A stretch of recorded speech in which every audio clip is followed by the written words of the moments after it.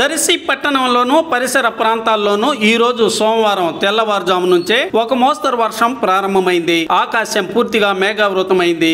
వాతావరణం పూర్తిగా చల్లబడింది. వేసవి ఎండలు తొలగిపోయాయని ప్రజలు అనుకుంటున్నారు. వాతావరణం చల్లబడి పలు దఫాలుగా వర్షం కురుస్తుండటంతో ప్రజలు సంతోషం వ్యక్తం చేస్తున్నారు.